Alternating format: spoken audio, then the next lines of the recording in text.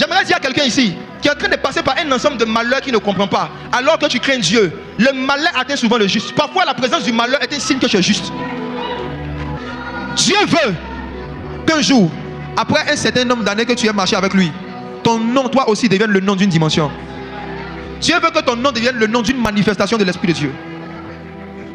Comment est-ce que Dieu prépare les hommes et les femmes à devenir un jour des personnes dont le nom a une puissance? Comment est-ce que Élie est arrivé au point où on dit l'Esprit et la puissance d'Élie? Comment est-ce que Moïse est arrivé à ce point où même dans le livre d'Apocalypse, on dit dans Apocalypse chapitre 16 que des gens chantaient un cantique et ils chantaient le cantique de Moïse? Ça veut dire que jusque même dans le ciel, un cantique inspiré de l'Esprit de Dieu portait le nom de Moïse. Comment est-ce que Dieu envoie des hommes et des femmes à cette dimension?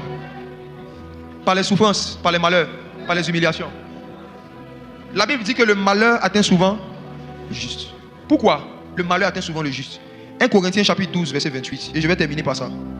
1 Corinthiens chapitre 12 verset 28. Et Dieu a établi dans l'église premièrement des apôtres, secondement des prophètes, troisièmement des docteurs, ensuite ceux qui ont le don des miracles, puis ceux qui ont les dons de guérir, de secourir, de gouverner, de parler diverses langues. Écoutez ceci. Cette traduction de Louis II n'est pas exacte. J'aimerais s'il te plaît que tu lises dans la King James anglaise, mais en traduisant en français. Comme tu es bilingue, prends 1 Corinthiens 12 verset 28 dans la King James et je vais vous faire remarquer ce qui est extraordinaire dans les textes originaux. Regarde, verset 28. Verset 28. And God had set some in the church, Oui. first apostles, secondarily prophets, thirdly teachers. Regarde, on dit premièrement les apôtres, deuxièmement les prophètes, troisièmement les enseignants, et puis on dit quoi en anglais? After that, miracles. Est-ce que tu peux traduire ça en français? Après cela, des miracles. Voici ce qui est écrit en anglais. Dieu a établi les apôtres, les prophètes, les docteurs, et après ça, les miracles. Dieu a établi les miracles. Or, ils ont écrit en français que Dieu a établi ceux qui ont le don d'opérer les miracles. C'est une erreur de traduction. Si vous regardez dans les textes originaux, même ceux qui ont la Bible Strong, vous allez voir que ces mots-là n'apparaissent pas.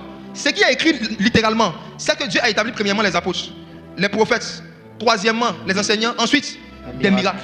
Écoutez-moi, il y a certains chrétiens qu'on appelait les miracles. Il y avait des gens dans le corps de Christ, dans l'église primitive, qui n'étaient pas apôtres, qui n'étaient pas docteurs, qui n'étaient pas prophètes, mais qui étaient miracles. Exemple, Lazare. Lazare était un miracle. Écoutez-moi, Lazare est un homme qui était mort, il était ami avec Jésus. Jésus a vu sa situation, mais Jésus n'est pas venu l'aider. Le Seigneur Jésus a laissé que le corps de Lazare pourrisse. Et Jésus est venu, il a ressuscité Lazare. Et la Bible dit, à cause de la restauration qu'il a opérée, à cause de la résurrection qu'il a opérée, les gens venaient de partout pour regarder la vie de Lazare. Comment un homme qui a pourri peut redevenir normal et avoir une vie normale? Lazare était un miracle. Et il était maintenant établi dans le ministère de Jésus, où les gens venaient pas seulement pour voir Jésus, mais aussi pour voir Lazare. Ils venaient pour voir une vie qui était le fruit d'un miracle. Et pendant que je suis en train de dire ça, l'Esprit du Seigneur m'a dit qu'il y a des personnes, vous avez vécu certaines souffrances, vous êtes en train de vivre certains problèmes. Dieu laisse des choses se faire pour que lorsqu'il vous restaure, pour que lorsqu'il agisse, que les gens vous regardent et ils disent ça, c'est un miracle. Vous n'êtes pas pasteur, vous n'êtes pas prophète, vous n'êtes pas évangéliste, mais un jour vous serez des miracles. Ce par quoi je suis en train de passer avec ta mère, ce n'est pas pour la mort, c'est pour que tu puisses être établi dans l'église comme une vie miraculeuse. Quand Dieu va te restaurer, quand Dieu va agir en faveur de ta famille, quand Dieu va te faire sortir de cette humiliation, ça sera une démonstration que la puissance de la résurrection existe. Il y a des personnes, quand vous regardez leur vie, vous dites que ceux-là, ils ne peuvent plus rien devenir. À cause de certaines erreurs qu'ils ont commises, à cause de certaines choses qu'ils ont faites, qui a été su, on se dit que c'est fini, il n'y a plus d'avenir pour eux.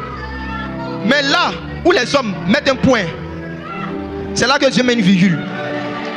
Le malheur n'est pas toujours l'attaque des sorciers.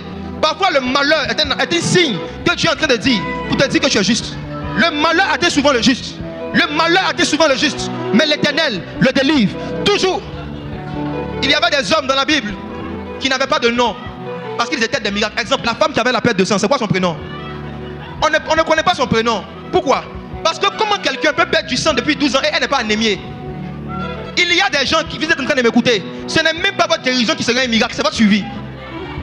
Le miracle ne commence pas toujours quand Dieu agit en termes de guérison. Le miracle commence par le fait que des diagnostics médicaux sont en train d'être déjoués. Les médecins ont dit normalement pour cette maladie, au bout de 1 an tu dois mourir. Mais toi ça fait 5 ans que tu es là, tu es un miracle. Avant même que tu ne sois guéri, ton existence est la preuve de l'existence des miracles. Il y a des gens que Dieu s'est choisi pour faire de leur vie et de leur existence la preuve que le miracle existe. Il y a des gens qui connaissent ce par quoi tu es passé. et qui sont étonnés que jusqu'à aujourd'hui tu existes. Il y a des gens qui savent les problèmes qui sont sur toi, mais qui sont étonnés que ces problèmes ne t'ont pas rendu malade. Tu continues d'aller à l'église, tu continues de servir Dieu, tu continues de rire, tu continues de manger. Tu es un miracle pour eux.